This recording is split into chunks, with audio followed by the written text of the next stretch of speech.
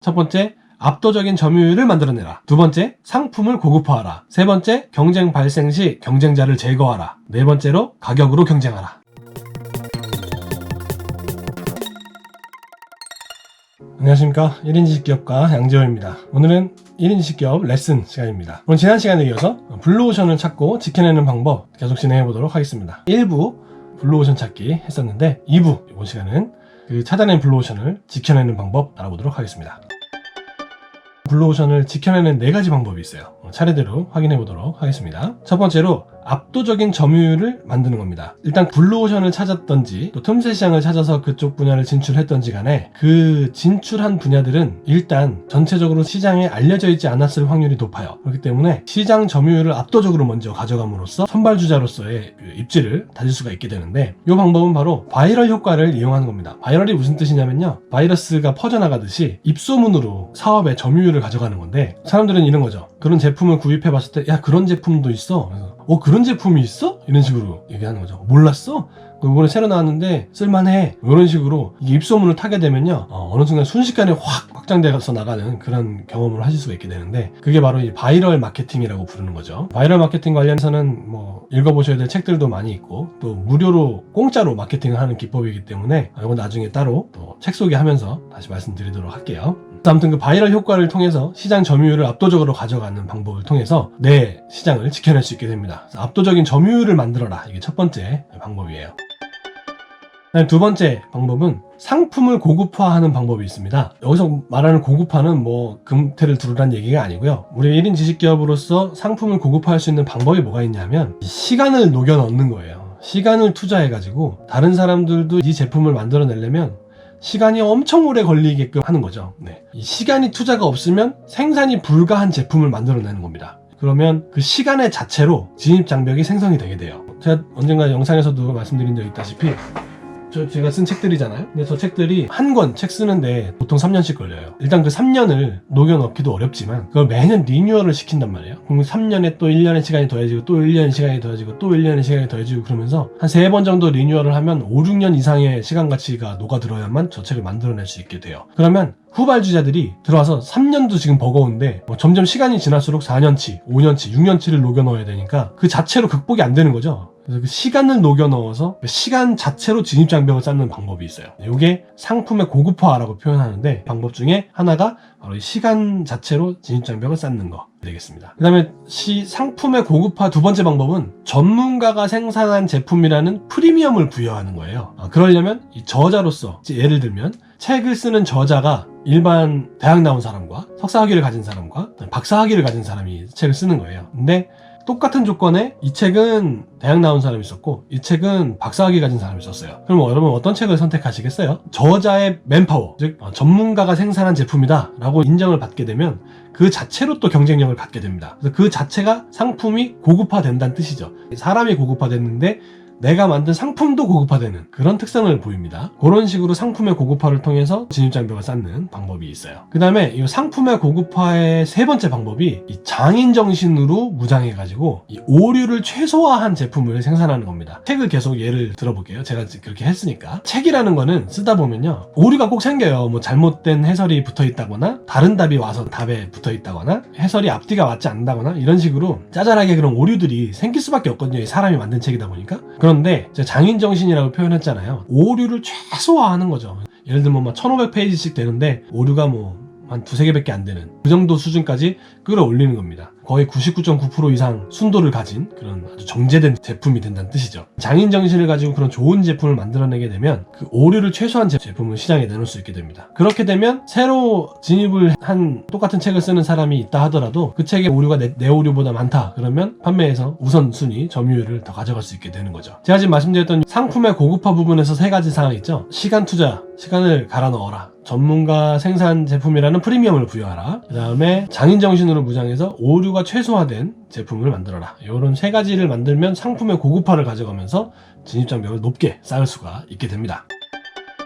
세 번째 사항은 경쟁자가 발생했을 때 그 경쟁자를 어떻게 제거할 것인가 하는 겁니다. 제거라고 표현하니까 되게 무서운데요, 경쟁에서 승리하는 방법을 지금 말씀드리려고 하는 겁니다. 첫 번째로, 만약에 그 경쟁자가 동일한 상품을 만들어 왔다 그러면 그때 무료화 정책을 사용합니다. 현재 지금 유료로 되어 있는 제품들이 있을 거 아니에요. 뭐 책 자체를 무료로 할 수는 없을 테니까 일부분적으로 무료화할 수 있는 것들을 무료화합니다. 뭐 소책자를 공짜로 막 뿌린다든지, 또 영상 강의 같은 경우는 동영상 강의의 일부분을 공짜로 막 풀어버린다든지, 이런 식으로 무료 배포를 해버립니다. 이제 흔히들 말하는 출혈 경쟁이죠. 저도 돈을 못 벌지만 그 진입자도 돈을 못 버는 거예요. 왜냐하면 제가 선점자의 지위에서 돈을 벌고 있던, 유료로 상품을 판매했던 제품을 무료화 시켜버리면 사람들은 어떻게 생각하냐면, 와, 이게 공짜가 됐네? 그래서 공짜를 그걸 보게 돼 있어요. 그러면 그걸 보면서 점점 경쟁자가 새로 만든 제품은 잊혀지게 되는 거죠. 그런 식으로 소비자의 기억 속에서 신규 시장 진입자를 지워버리는 거예요. 무료화 정책을 통해서. 물론 처음에는 저한테 리스크가 있겠죠. 그런 리스크는 이제 감수를 해야 됩니다. 경쟁자가 굶어 죽을 때까지 계속 무료화를 진행을 해나갑니다. 그래서 스스로 풀에 떨어져 나갈 때까지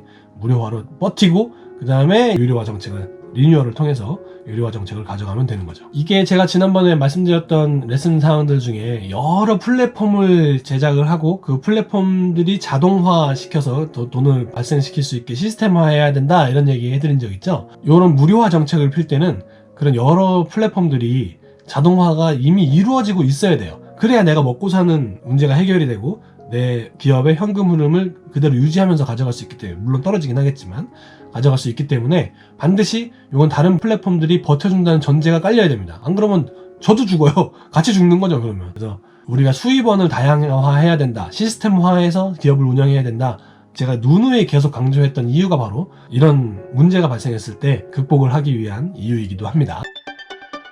블루오션을 지켜내는 네 번째 방법은 바로 가격이에요. 지금 현재 가지고 있는 그 가격 정책을 확 떨어뜨려가지고 가격으로 출혈 경쟁을 하는 거죠. 이 가격을 낮게 가져가는 거의 장점은 뭐냐면 기업 이미지를 좋게 구축할 수가 있어요. 아, 이렇게 좋은 제품을 이렇게 싸게 파네? 이렇게 기업 이미지를 좋게 가져갈 수 있다는 장점이 있고, 또 이 구매 장벽을 완화합니다. 사람들이 쉽게 제 제품을 선택할 수 있게 된다는 거죠. 그래서 구매 장벽을 완화한다고 표현하는데, 이거는 규모의 경제로 가능합니다. 즉, 제가 만들어내는 제품을 한꺼번에 많이 만들어내는 거죠. 이건 투자 비용이 필요한 경우는 그 많은 투자 비용 때문에 또 진입 장벽이 발생하게 되고, 투자 비용이 없는 경우는 또 긴 시간, 많은 시간이 투자돼야 되기 때문에 규모의 경제를 활용한 구매 장벽을 완화하는 이 기법도 가격으로 진입장벽을 쌓는 방법이 되겠습니다. 그 다음에 세 번째 가격 정책이 이윤을 최소화시켜가지고 가격 경쟁을 또 하는 방법이 있어요. 왜냐하면 신생 기업들은 이윤을 많이 가져가야 돼요. 그래야 이 사업이 운영이 되고 신규 초기 투자가 또 많기 때문에 신생 기업들은 이윤 폭이 클 수밖에 없습니다.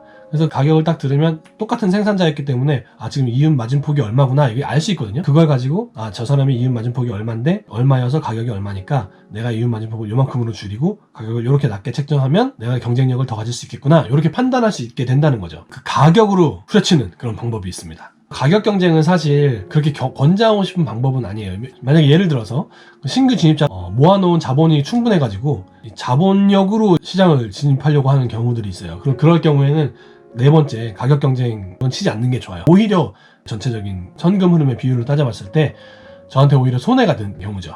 그렇기 때문에 이 네 번째 가격으로 진입장벽을 치는 케이스는 상황을 잘 판단하셔서 사용하시는 게 필요합니다.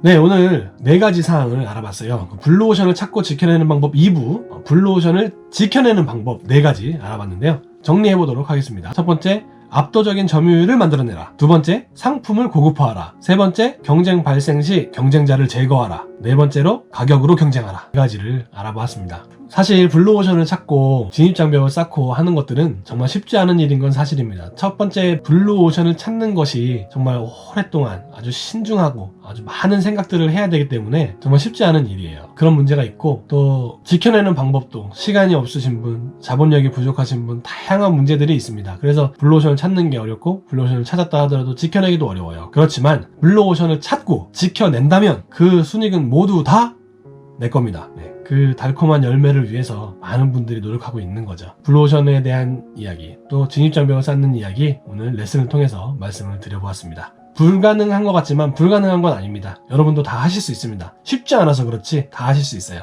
용기 내시고 블루오션 찾고 진입장벽 쌓으시는 1인 지식기업가 분들이 되시기를 바랍니다. 네, 오늘 1인 지식기업가가 블루오션을 찾고 지켜내는 방법 1, 2부를 통해서 알아보았습니다. 여러분께 도움이 되는 시간이셨길 바라고요. 다음 시간에 더 즐겁고 유익한 영상으로 찾아뵙도록 하겠습니다. 시청해주셔서 감사합니다.